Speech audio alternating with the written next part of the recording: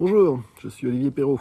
Je suis psychologue clinicien et j'ai eu la chance d'apprendre l'hypnose ericksonienne pendant mes études il y a presque 30 ans. En 1992, j'ai rencontré le docteur Jean Gaudin qui a introduit l'hypnose ericksonienne en France.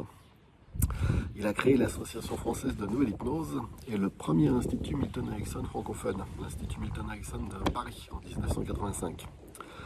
À son décès, en 2002, je suis devenu président de cette association française de nouvelle hypnose. On l'appelle l'AFNH. Erickson est pour moi plus qu'un modèle thérapeutique, c'est une philosophie de vie. En 2019, l'an dernier, je me suis offert un pèlerinage au musée Erickson. Ça se trouve à Phoenix, dans l'Arizona, là où Erickson a fini sa vie. Ce musée, c'est sa dernière habitation et son cabinet. Il faut prendre rendez-vous pour le visiter. C'est à Phoenix également que se trouve la fondation Erickson. Les bureaux sont à quelques kilomètres du musée. C'est Jeffrey Zeg qui a créé la fondation avec Erickson lui-même à la fin des années 70. J'ai eu l'immense honneur d'être accueilli à la fondation Erickson par Jeffrey Zeg lui-même. Il m'a organisé la visite du musée avec le meilleur guide dont je puisse rêver. Dans mes formations, je raconte souvent l'histoire du petit Robert. À 3 ans, Robert est tombé sur les marches et il s'est cogné le visage en s'enfonçant les dents dans la mâchoire. Erickson décrit dans la conférence sur la douleur comment il a géré la situation. J'ai raconté cette histoire au moins 100 fois. Et pour ma plus grande émotion, c'est le petit Robert qui m'a accueilli dans la maison de son père et qui m'a organisé la visite. Je vous raconterai l'histoire du petit Robert. J'ai fini mon pèlerinage par l'ascension du mont Squaw Peak. Il est célèbre pour qui connaît Erickson. En effet, Erickson envoyait régulièrement ses patients faire l'ascension. On en redescend différent. Merci Jean Gaudin d'avoir cru en moi. Merci Jeffrey Zeg et Robert Erickson pour votre accueil. Merci Milton Erickson pour tout. J'ai le plaisir de vous offrir ce petit film souvenir que j'ai réalisé sur la visite du musée de la Fondation. J'espère que ça vous intéressera. Merci à vous. Au revoir.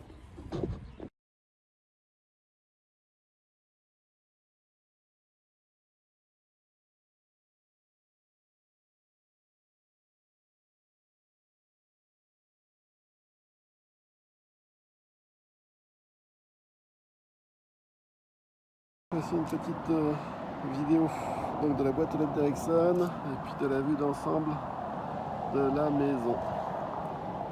Voilà donc la fameuse maison d'Erickson. Là on est dans la partie habitation et la partie patient est derrière. L'environnement, vous voulez voir l'environnement?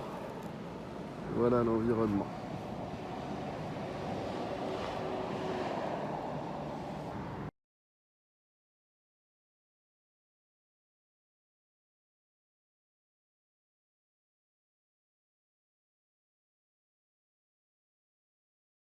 Alice, Roxy, and Christy, the women in the family. Then the other plaque, that's to symbolize the males in the family, my father, Bert, Lance, Alan, and myself. Okay. Now looking around the room, you see ironwood carvings, and they're on top of that, on that shelf over in the corner. My father was always interested in wood carvings. In his youth, he did some wood carving. Donc dans ce salon, on trouve différentes vitrines et bibliothèques. Ici, les 2 livres de Jean Gaudin qui, bien sûr, ont été créés après la mort d'Erickson. Tout ça, ce sont des objets d'art indien en bois dur sculpté. Erickson était très friand de ce genre d'objets artistiques.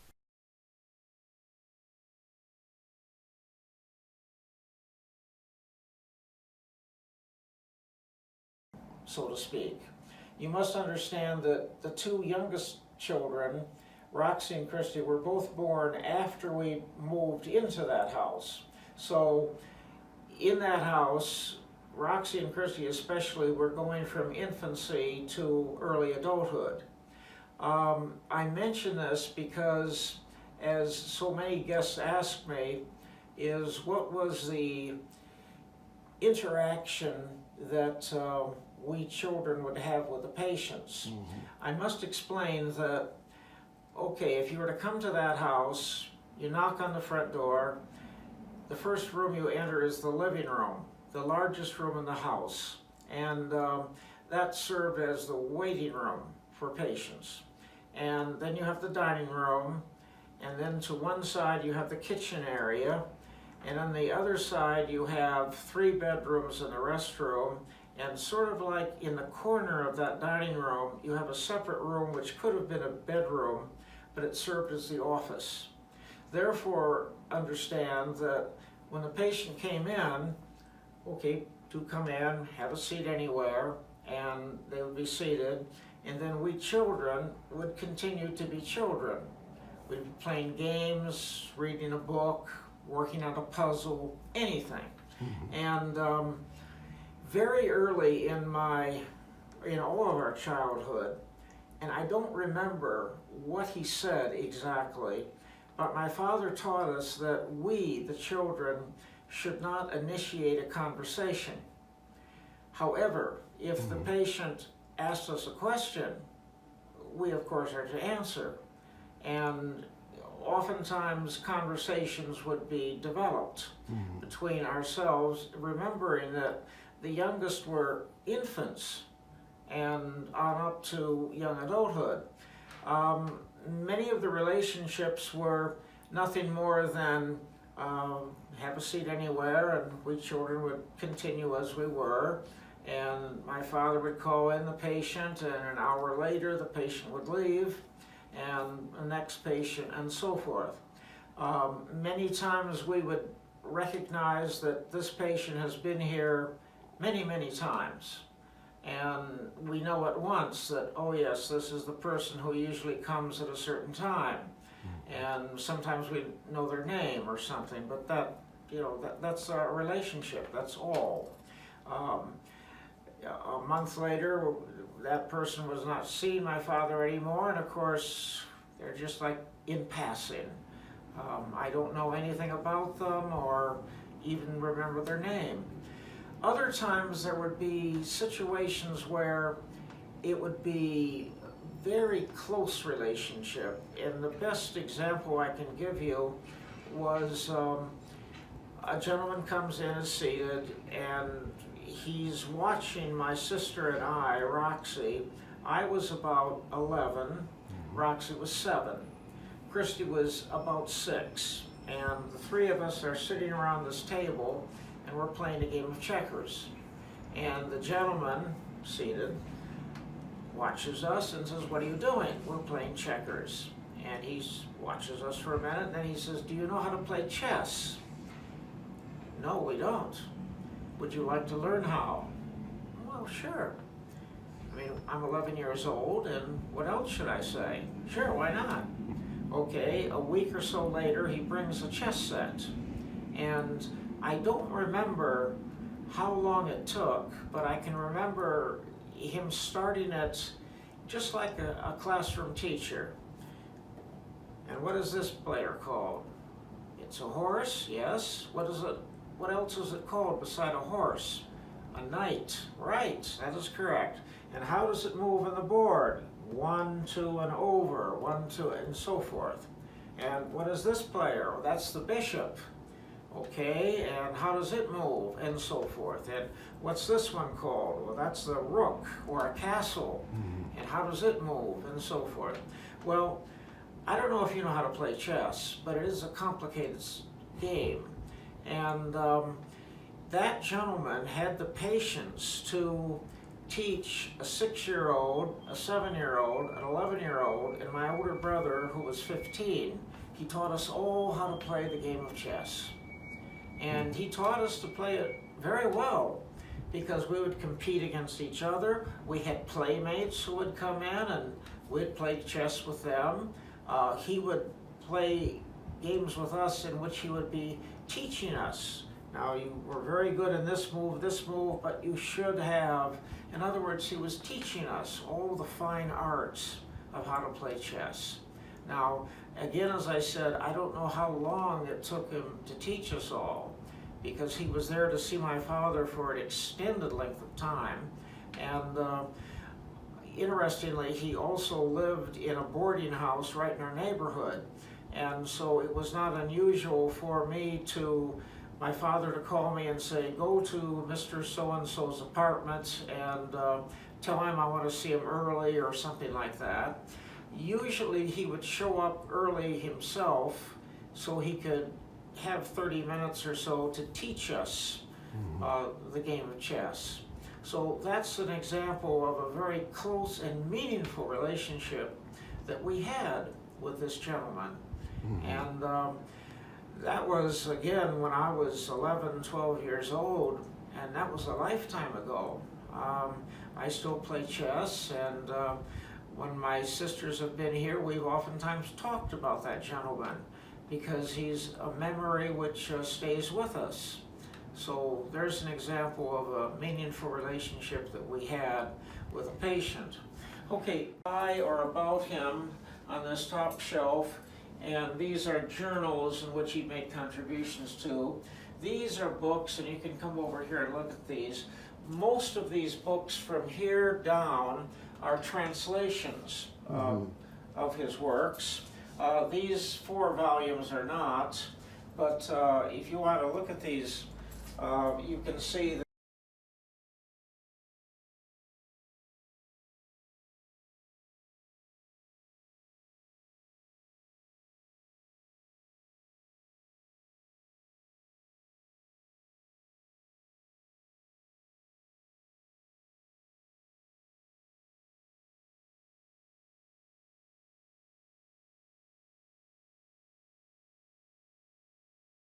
concentrate or focus on this wall. You have a good assortment of pictures of my parents and some of the family here. This is shortly after they were married. This is a picture of my mother when she was late in her teens. She's with her dog. She's very fond of dogs. I grew up in a dog-related family. To the right of that, you see my mother and a Shar-Pei and myself in a Shar-Pei. And the story behind that is a patient gave my mother a Shar-Pei dog, and then she learned that not only did my wife and I live close by, but we also were dog people. We had a dog, and so she got us one as well. And so that's a good picture there. And let's look here at this picture, 1951. Now I'm going to point out the people to you. My father, my mother. Now I'm going down in age, the oldest being Bert, Lance, and Carol. Okay, then you have Betty Alice, Alan, myself, Roxy, and Christy. Now that's 1951. Okay, now roll the calendar forward. This is about 1995. Carol could not be present for this. This was at a family reunion.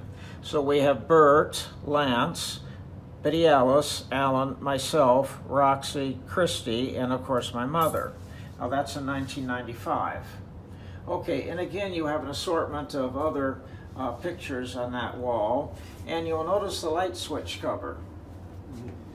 The light switch cover, this was a gift because at that time we had a Dalmatian, and a patient saw that we had a Dalmatian, and many times the patients would give my father something that was either purple or something that he didn't already have. And you know about purple, do you? That he could only appreciate that color, yes.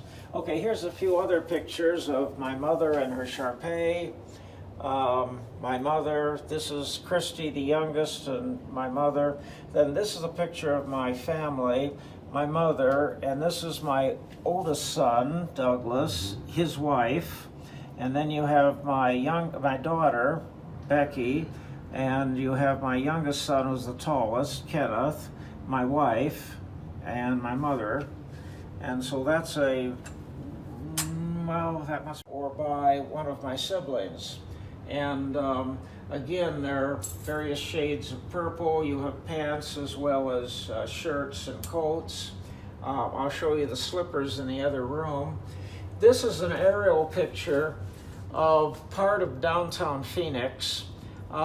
the area where you see the green, that is where 32 West Cypress, the house that we lived in from 49 to 70.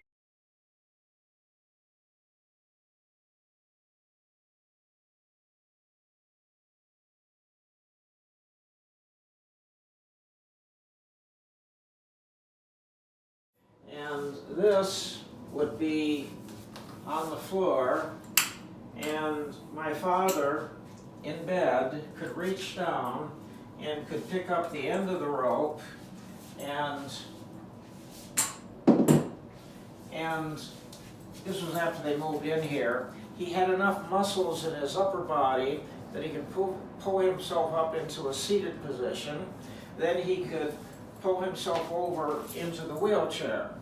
Then he'd drop this, and then he would navigate. This wasn't here. He would navigate to the hallway, and then either to the front room or to the kitchen, which I will show you shortly. So this is one of the modifications we made of this house when they moved in. That was one of the reasons why we moved from Cypress.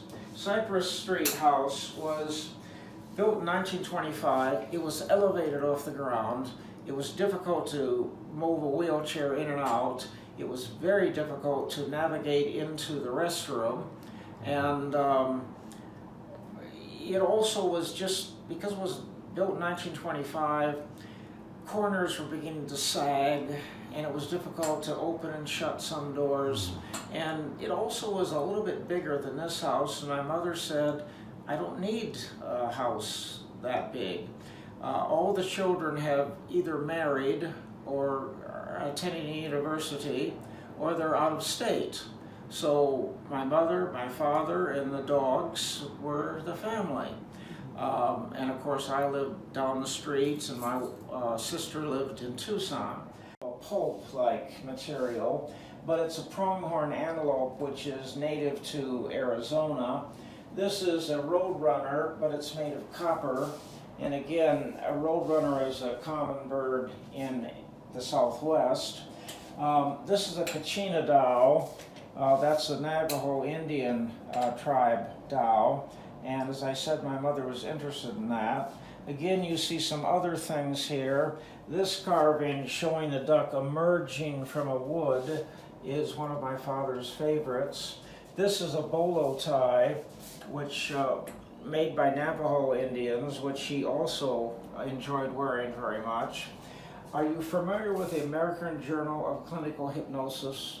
This is volume 1, number 1, that came out in July of about 1958. You must understand that the journal had its beginning in the living room of or in the dining room of our house. And my brother Alan and I would sit there, and my mother would have a big pile of the journals and envelopes, and we would stuff, tuck, stamp, seal them, and then take them to the post office. That was, then you have the log cabin, the log cabin, which he was born in the log cabin. Remember, he was born in 1901, and it was a 3-walled cabin, the 4th wall being against a mountain. Now, I've been to it, I've seen it. It's, there's nothing left of it. You can make out some foundation stones, but of course all the wood, logs and so forth have decayed. Okay, that was in 1901. In 1903, his parents took him by covered wagon from Orem, Nevada, where he was born, now a ghost town, to Salt Lake City, Utah. I don't know how many miles that is, but this was a horse-drawn wagon. Okay, that was in 1903. From there, they got on a train and went to Wisconsin. Now remember, he was a farm boy, and these are the lakes around which he was a farmer, a farm boy. And then you have when he got his college degrees and his medical degree. This is also the lake which he started his canoe trip, which I'll talk about later, which was over 1,000 miles. But that this is for you to keep. And Sure.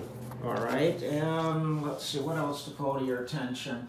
All right, this next item I'll show you is a teaching tool, and I'm going to ask you a question, and if you don't get it right, don't feel bad, because I ask the same question to everyone, and about 80% of the people just shrug their shoulders. They don't know the answer.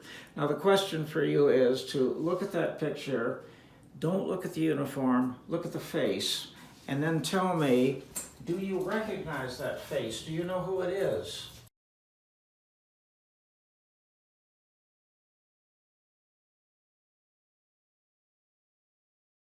It was heavy, and I want you to catch it. And of course it's not heavy. It's a teaching tool. You expect it to be something that it really isn't.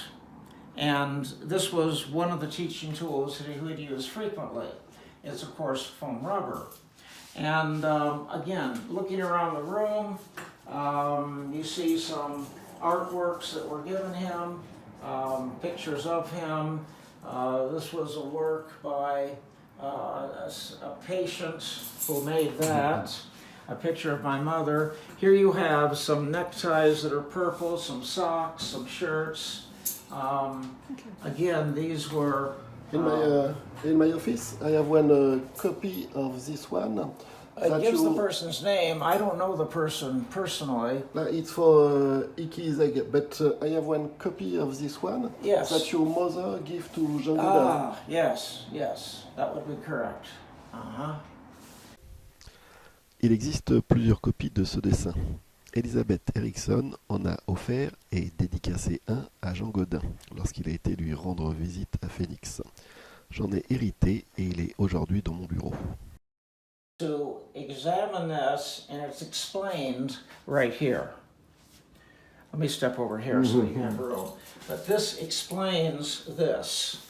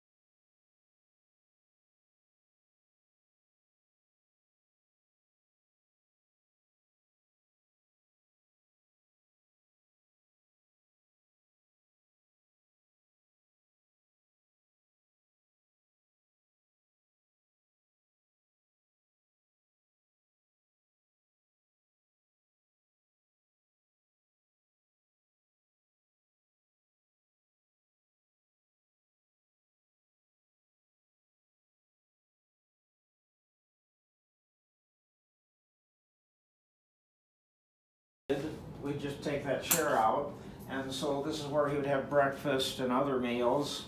That purple telephone is real. However, it was a gift after he had passed away.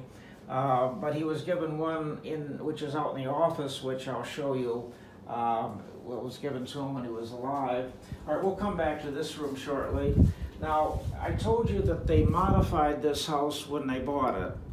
This room was it. In other words, picture that this wall was closed. Okay. That was all the house was. Everything you spit in, besides the washing room, is the house.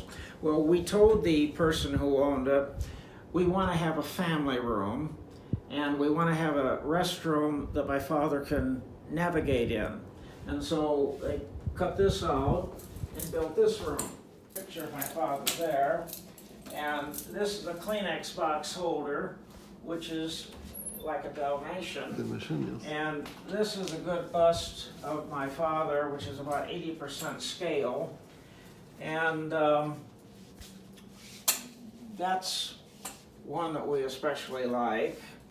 You can also see some pictures of my father and mother. I don't know the year of it. Okay, what you have there. This was also a gift that doesn't work right now, but again, it's woodwork, and my father enjoyed wood-made items. Okay, you can see some other things, artworks. You see some of the old furniture that we have that dated back quite some years. Let me show you something over here.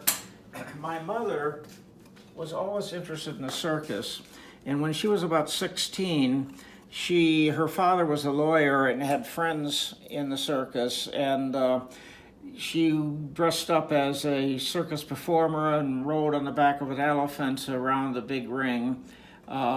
This was something that she was very interested in. Throughout her life, she would take her children and her grandchildren to the various circuses that would travel through the town. And so this was just simply part of our growing up, was to attend the circus when it came to town. There's another Indian rug.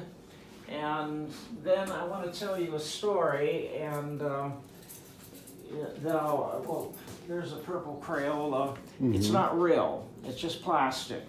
But it was something that's purple, and it's something that my father didn't have. So if you could be seated, I'll tell you this other story. In 1950, there was this artist who lived in the valley, but like so many artists, he had to have another job in order to make a living, and he was a carpenter. And as a carpenter, he suffered from an industrial accident in which he lost these 3 fingers. Now, this was 1950. Understand that surgery was very, very different than it is now. And of course, nowadays we can do things that back then were science fiction. I mean, a heart transplant or something was unheard of. Well, the medical community, the most they could do for him was remove the damaged bones and tissues, put together his thumb and little finger to make it so he had tongs, like. Now, okay, that's all cured now, or healed, and then he began to have phantom limb pains. Do you know what those are? Phantom limb? The limb is gone, it's not existence, but mentally you think, yes, I'm having a pain here, when you can't have a pain there. These fingers are not there. Okay, that's why he saw my father. And I don't know how my father treated him, but he cured the gentleman of the phantom limb problems, and this was in either partial payments or in appreciation, this plaque. Now, this plaque was made in about 1951, 1952. And you see in it my mother, and then of course, by descending age, you have Betty Alice, Alan, myself, Roxy, and Christy. And so that was a very meaningful plaque to us and was in the front room of our house for so many years. Another thing I'll mention to you was that back then, in the early 1950s, it was very common for, I guess they didn't have that much in the way of daycare centers, and so for a family to show up at my father's house, or at our house, husband and wife and a couple of children, was not unusual. Maybe only one was the patient, but the whole family would be there. And as it happened, this gentleman brought with him his wife, and he had 2 children, boys, and they were literally right in between my age and my brother Alan's age. I think one of them was a year older than I, and the other one was a year younger than Alan. And so, you know, we fit together just like, you know, friends. And like children, we went outside and played tag or tossed a ball around or something. And it developed a strong relationship because after the gentleman stopped seeing my father, we still had ties with them. And I remember them attending birthday parties at our house. I remember going to their house and having a birthday party. I can remember I even attended one of the boys' weddings. And that was when we were little kids. And, so our tie with that family was a long lasting relationship. Also, this gentleman, he was a locally well-known artist. If you lived here in Phoenix, I would give you some directions as to where you can see some of his works of art which are on public display. One of them is at a city park, and it's one of these things which is used at the entrance of the park, and it's to commemorate science in America. Mm-hmm. And it has a lead statue of a scientist holding a chemical tube or something, and it has a big plaque explaining it, and that is one of his works. So he has since passed away, but again, that's one of my father's patients from many, many years ago. Okay, we have that area and that ramp. Watch your step here. Picture, it'd be difficult with a wheelchair to here, and then even more difficult to turn it, and then go, watch your step here. And yes. I want you to look at this, and I'll tell you more about this later. Do you know who it is? Cartoon figures, not real people. Yeah. Charlie Brown. Yeah, Charlie Brown, yes. And her name is Lucy. Lucy, okay. Lucy. And here he's trying to kick the football, and she pulls it away from him, and he trips. And that is what she would do in the cartoons. Okay, I'll tell you more about that later, but this is a work of art made by a patient. Mm-hmm. And it was under very strong directions of my father. Okay, now back to... Nous quittons maintenant la partie habitation. On passe par le jardin qui mène à une seconde maison. C'est là où est le cabinet d'Erickson et également une maison où il logeait parfois les patients. Nous découvrons en même temps l'entrée des patients. To try to navigate a wheelchair out this way. So if you'd step this way, please. And let me shut the door. It'll be locked.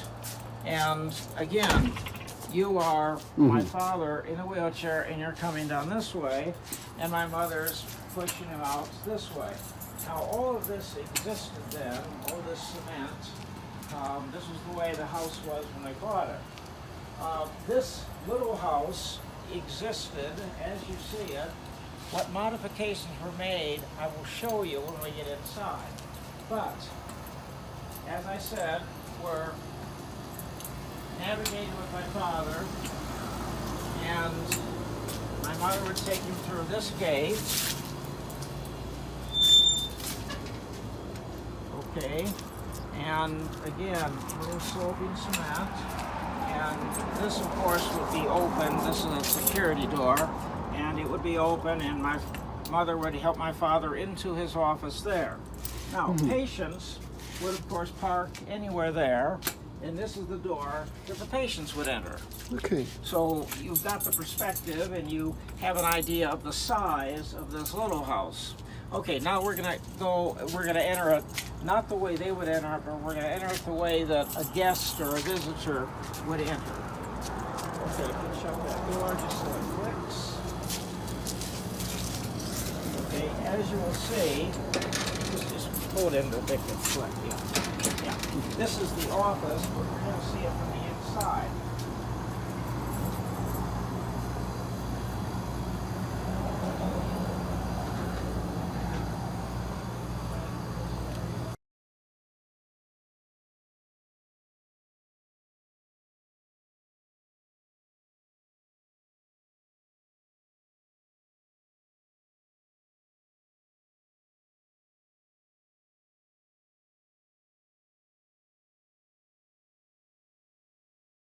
Okay, picture that the previous owner had this house built so that he could rent it out to, say, an elderly couple. Now, as we walked in there, there was a restroom. Behind you is the bedroom area. Okay, then here, this would be the kitchen area, everything you would need for a kitchen, and this would be like the living room. Okay, that wall was solid. The person who owned the property was an architect, and on the other side of that wall was his office. And we said, okay, we'll make that into our father's office. And this, of course, would serve as the waiting room and also a guest room, because if a visitor was here, they could stay there. They have every facility that they need: the sink, the stove, the refrigerator, the restroom, the bedroom. And if someone was staying there, we could close this all the way above this table so that there'd be privacy. So a patient or someone could be living here, and another patient could be in here waiting to see my father. Okay, you can look around here and see other things. Pictures of my father, more of the books, that work of art. There's a similar one by the same artist back there, a large picture of my father. Right behind you is a purple phone that doesn't work anymore, but it did at one time. And at that time that was given to him, having a phone like that was very unusual. I mean, nowadays you can buy them just about anywhere, but back then they were an oddity. Okay, so this is the door that the patient would be coming in and be seated there. My mother's helping my father in that door that you saw, and then he would say, okay, send in the next patient. And my mother would open this door.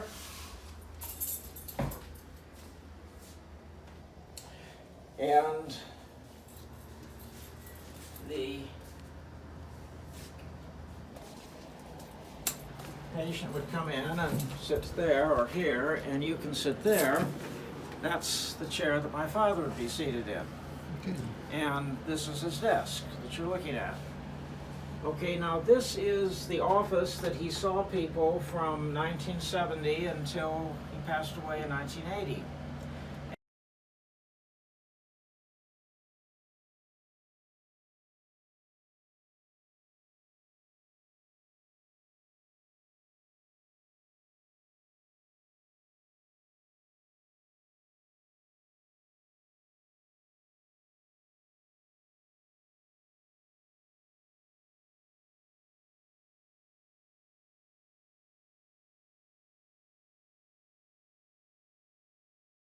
But looking around the room, you see a good sample of things that you would see in his office here, as well as at 32 West Cypress. Okay, you have a bust of my father, same artist that we looked at in the other house, and the plaque of my sister Roxy, same artist. And again, looking around, you see an assortment of books, you see various Indian artifacts. You see the first 10 years of the American Journal of Clinical Hypnosis bound in purple leather. And you see some more Kachina dolls and some more carvings and so forth. And this is a witch doctor's mask. And this is a statue of a witch doctor. They're both from different continents. Altogether, so they're not at all related historically. And consequently, it was very normal for me or my wife or both of us to drop by here on our way home from work. And maybe they needed an errand done, or maybe they needed a light bulb changed or something, or just a talk or something. And one day when I came into the house, my mother had a cardboard box that she'd received in the mail. It wasn't very large. But she called me over to it and she said, "Do you see this thing? It was damaged in the mail. It's broken." And I looked at it and she said, "Do you think you can fix it? Do you think you can put it together?" And I said, "No. I don't think I have the manual dexterity to piece it together. And I don't think I have the patience to, you know, this and this, and it's going to take a long time. So I recommend throw it away." And in the adjoining room, this was we were in the kitchen, and I guess this gentleman was in the large family room. He was listening to us, and he was a doctor who was waiting to see my father, and he said, I couldn't help but overhear you. Can I look at what you're talking about? And my mother said, certainly. And he looked at it, and he looked at the pieces and so forth, and he said, can I try to put it together? And my mother said, certainly. Okay, now, I probably would have forgotten all about it. A week passes, a month or two, and then when I arrived to this house a month or so later, my mother said, here it is. Now, if you look at it, you can see these cracks and lines and chips and all.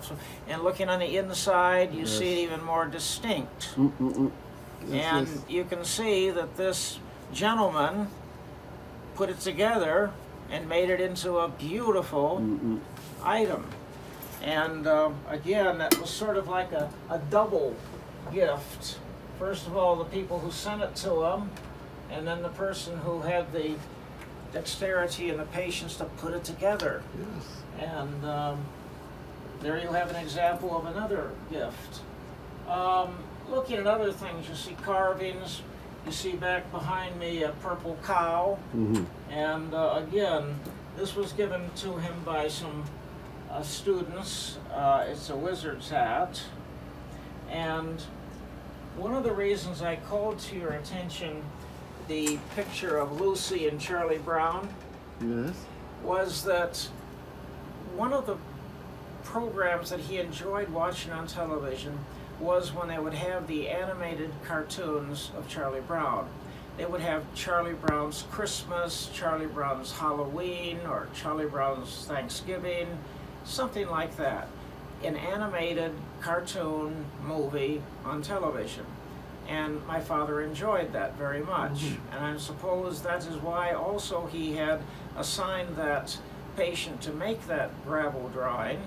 And she also made another one which showed a picture of Lucy seated behind a desk, and at the top of the desk it said, psychiatric care, 5 cents.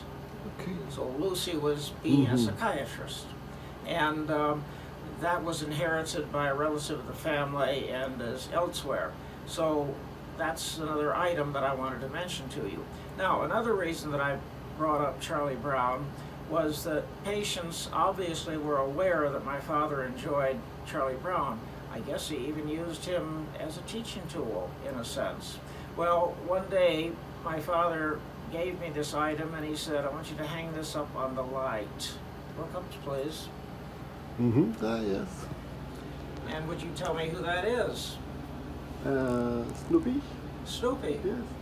And you have to look at it from the side, but he's wearing a cape, and he's got a hat. The cape is purple. Yes. Step to the side where you can see it.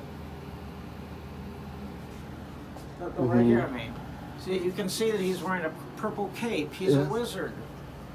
Or a sorcerer. But of course he's Snoopy. And Snoopy, of course, always fantasized that he was something else that he wasn't. Remember, he was the World War I pilot in the cartoons, of course. Snoopy, in the cartoons, he would have fantasies that he was something other than what he really was. He's a dog. Yes. Is all he was. But he had fantasies that he was something other than a dog. And here he is as a wizard. And they knew that my father enjoyed that, and so there you have it. Dance. This is, what is this? This is still July. This is August. As you can see, it goes into the month of September that he had that many appointments scheduled of not just a patient, but this stage of his life he was doing teaching classes. And oftentimes he would teach the class. He would be in his wheelchair.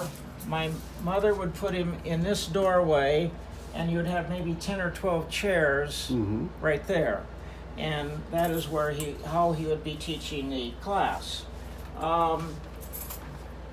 Let's see. Lost my train of thought.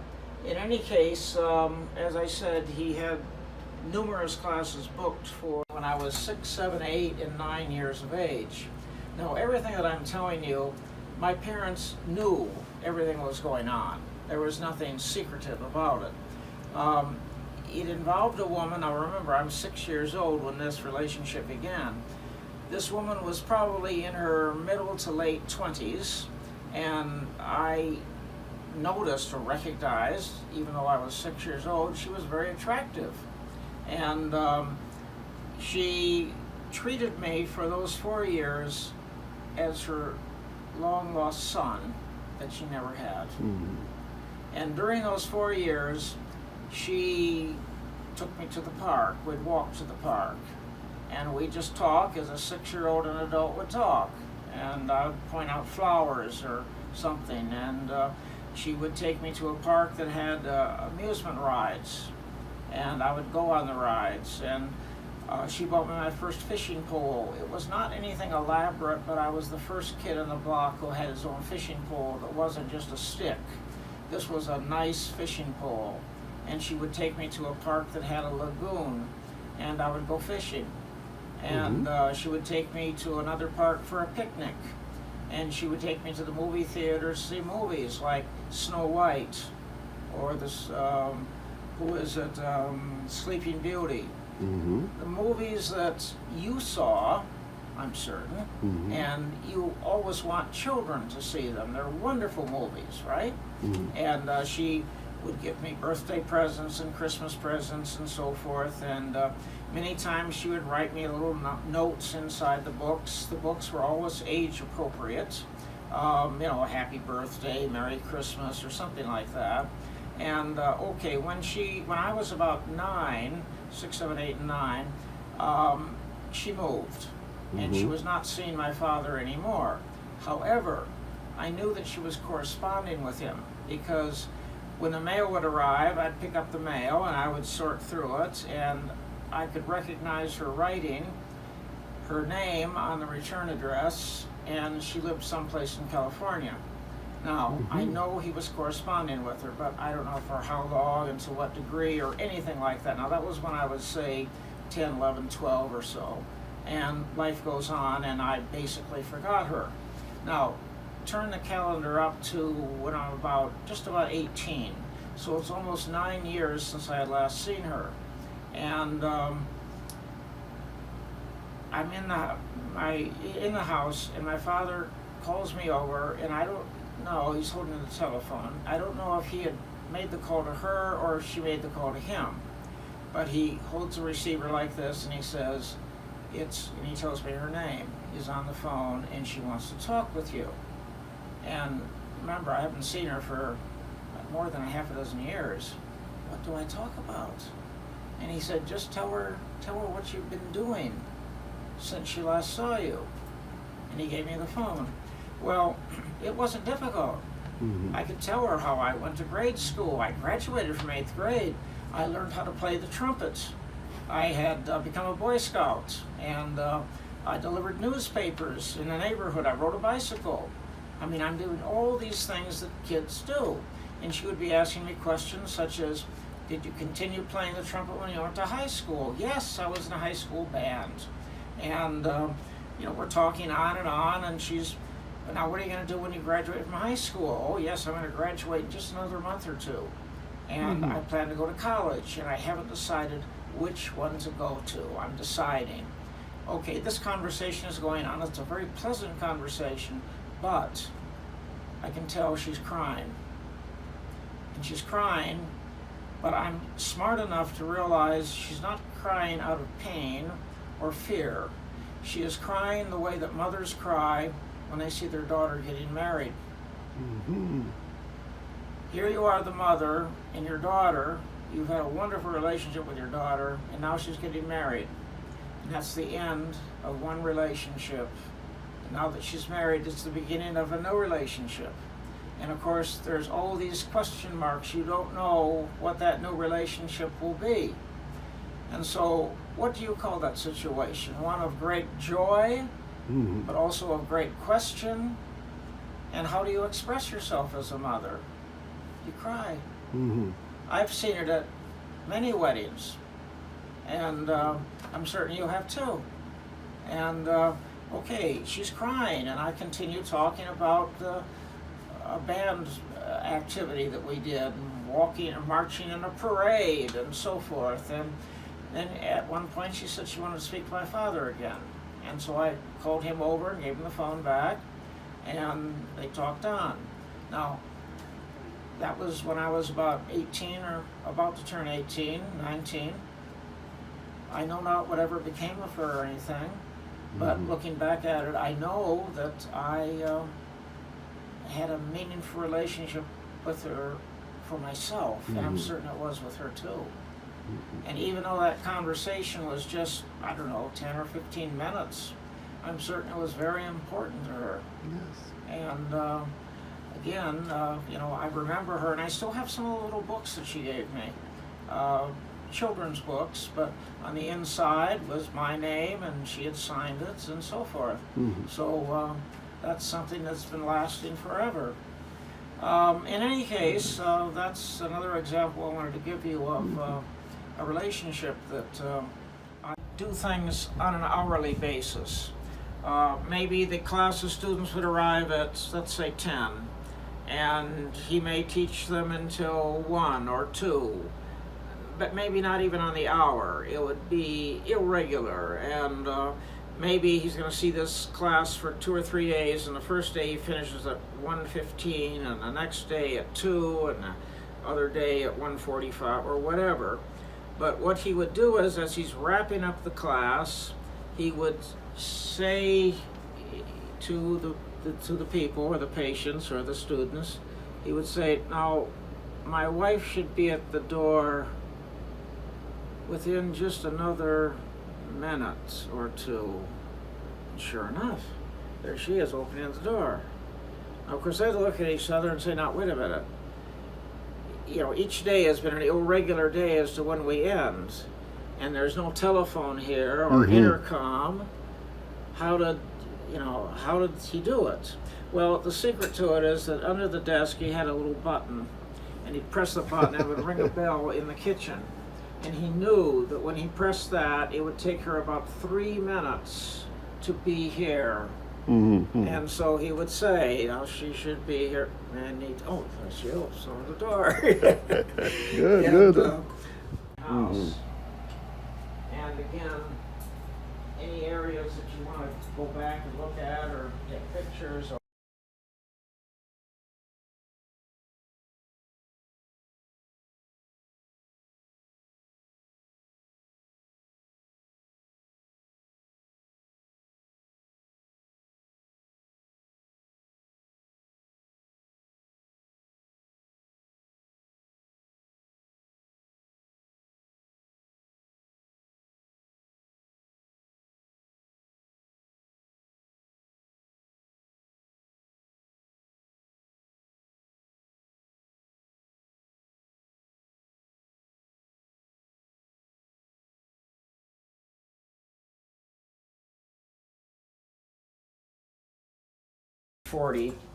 And the bicycle, somehow we brought it with us, and there it is. Now, it's not workable. It's rusted and falling apart, but you have the original frame, the original handlebars, the rims are original, the sprocket, so it's basically there. Then regarding teaching tools, a brief story in this. I was a teacher for 36 years, and when I began my teaching career, I taught English and social studies.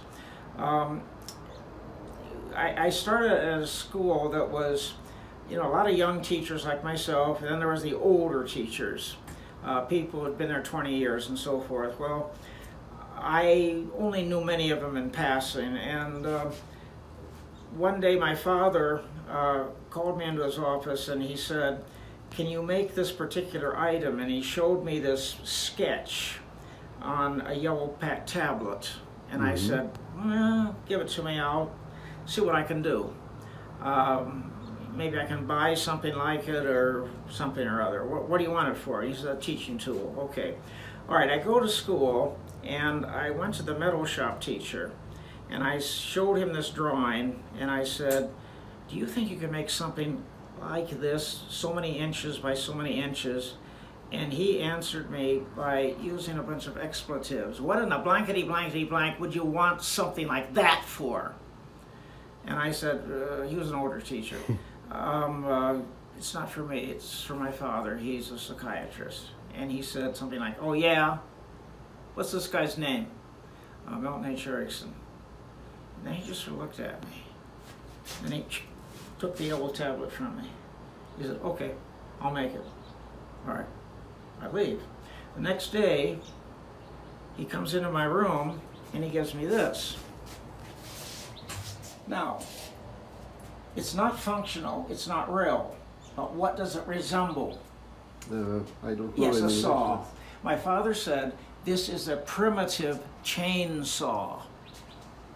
Okay. Now, he uses it as a teaching tool. I don't know how. Okay, I give it to my father. He said, that's wonderful, it does the job, and I'm certain he used it 100-fold times. Okay, now, a couple of years later is when my father passed away, and many other teachers came to express their condolences to me. And one day, this teacher came in, and he expressed his feelings, and then he looked at me and he said, your father saved my marriage.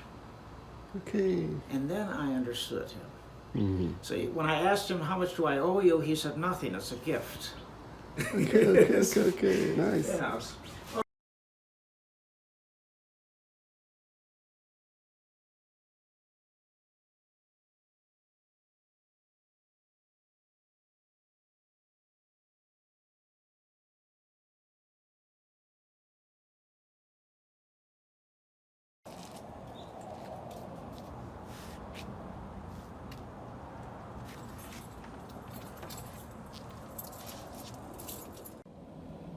Erickson se servait de cet objet pour dire vous arriverez ici comme ça, vous repartirez comme ça.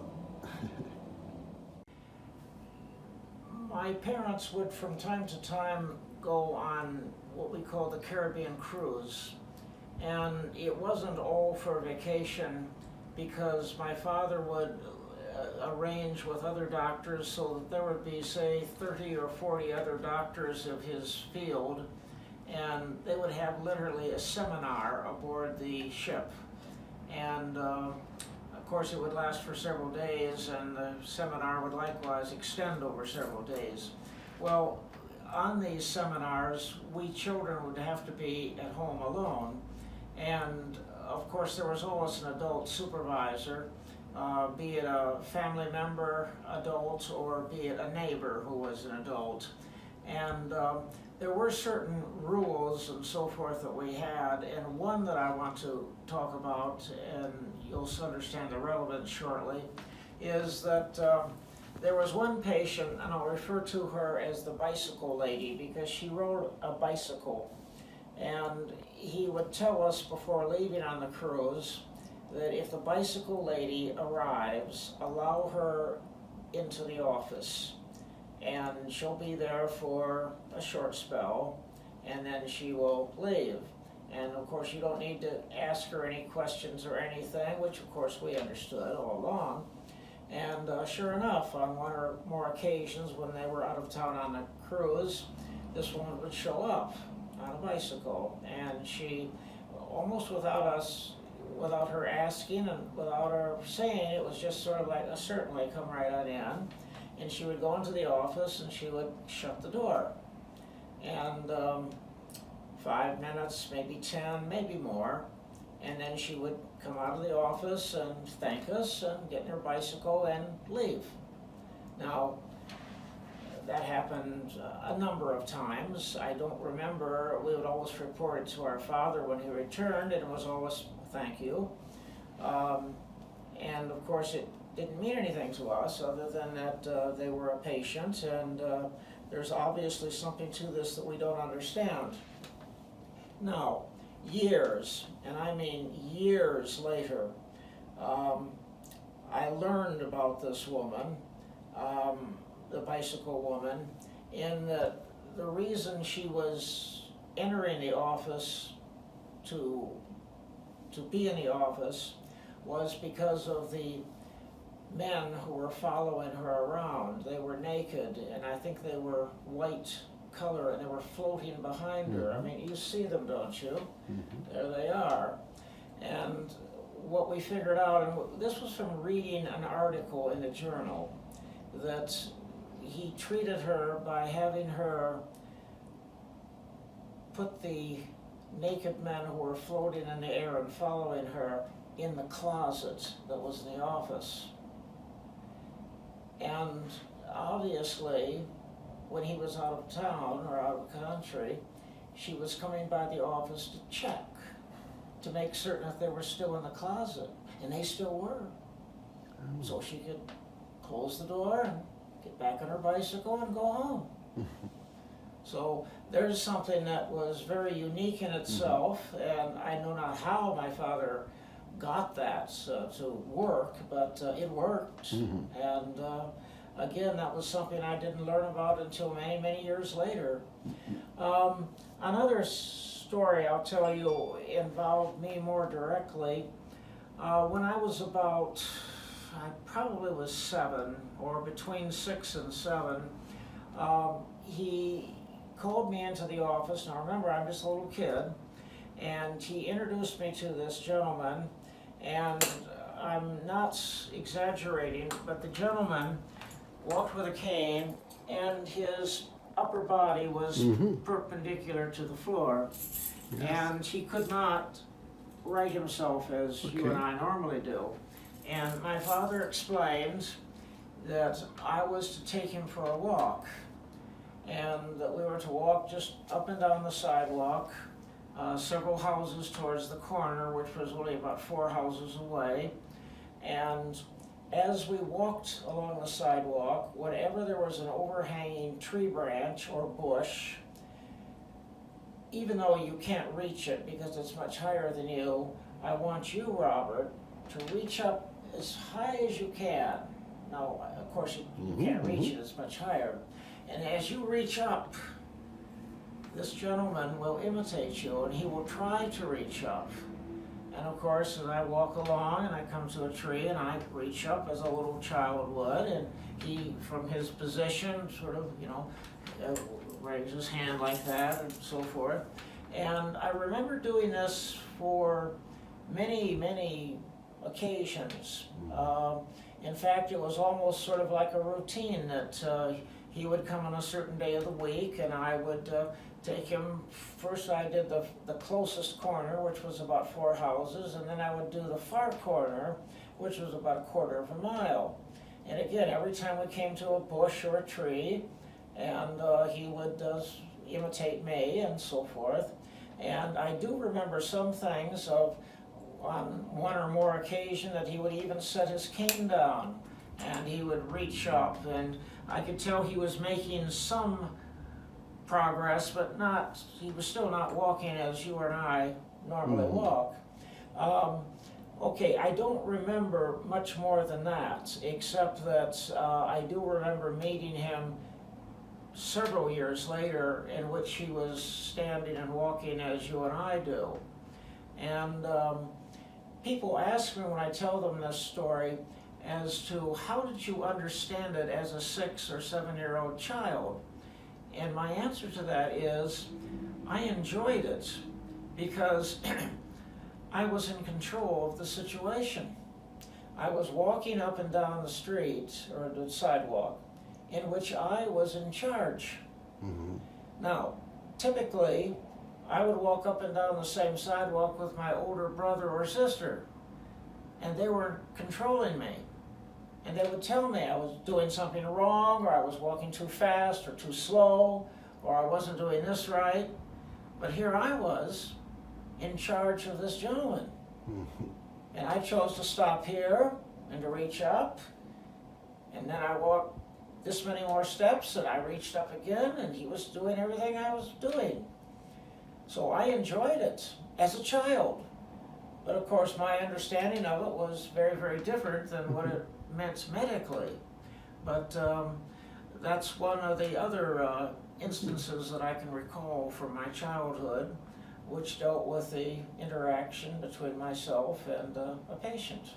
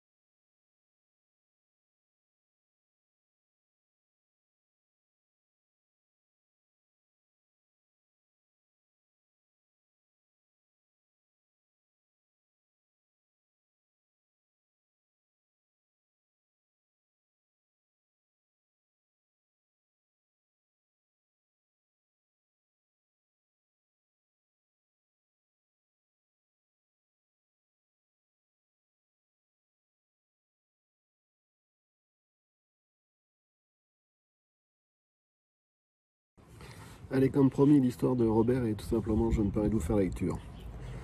C'est donc sorti des techniques d'induction, la conférence d'Erickson dans le livre L'hypnose thérapeutique. Parler avec bon sens pour détourner l'attention et contrôler la douleur. Le sang rouge de Robert et les 10 points de suture. Il y a plusieurs années, mon fils de 3 ans, Robert, est tombé dans les marches derrière la maison et s'est enfoncé une dent dans les mâchoires. Maintenant, n'ayant que 3 ans, il a eu très peur et il a ressenti une grande douleur. Il est étendu sur le dos par terre, pleurant sa détresse devant une vie entière d'agonie ensanglantée. Sa mère et moi-même sommes accourus pour voir à quoi correspondait tout ce tintamarre. Alors que je me penchais sur Robert qui hurlait et qui criait, je savais une chose qu'il ne savait pas. Je savais qu'il y a un moment propice pour parler à un enfant et que ce moment correspond au moment où l'enfant est capable de vous écouter. Pendant qu'il hurlait, il ne m'écoutait pas, mais je savais qu'il perdrait son souffle et qu'il serait obligé de respirer profondément pour recharger ses batteries. Ainsi, lorsqu'il s'arrêtait pour reprendre son souffle, j'ai dit « Hé, ça fait terriblement mal, n'est-ce pas, Robert ?» Maintenant, à ce moment-là, il savait que je parlais avec bon sens. La plupart des parents ne parlent pas avec bon sens à leurs enfants. Robert continue à hurler. Et il a à nouveau repris son souffle, et j'ai dit « Et ça va continuer à faire mal. » C'était exactement ce qui préoccupait Robert. Il avait peur que ça continue à faire mal. Ainsi, de nouveau, j'avais parlé avec intelligence. Lorsqu'il s'arrêtait pour reprendre son souffle pour la 3e fois, je lui ai dit « Peut-être la douleur partira dans 1 minute ou 2. » Quel enfant de 3 ans n'a pas entendu cette phrase ? 1 minute ou 2. C'est un vieux truc pour Robert, mais ça lui a donné un petit rayon d'espoir. Lorsque Robert s'est ensuite arrêté pour reprendre son souffle, j'ai fait un signe à sa mère et nous avons tous les deux regardé les taches de sang sur le sol. Et j'ai dit « Maman, est-ce que c'est du sang bien rouge et bien fort ?» Elle avait l'air aussi tracassée que je l'étais. Tous les deux, nous avons regardé le sang et les yeux de Robert sortaient de leur orbite lorsqu'il l'a fait également. Maman et moi-même discutions la question de la qualité du sang de Robert. Et puis j'ai fait l'analyse suivante. Tu sais Robert, la couleur du sol rend difficile le fait de voir si ton sang est du meilleur type de sang, bien rouge et bien fort. Il faut le voir là où c'est propre et blanc. Ainsi, Madame Erickson et moi-même avons soulevé Robert pour le transporter dans la salle de bain.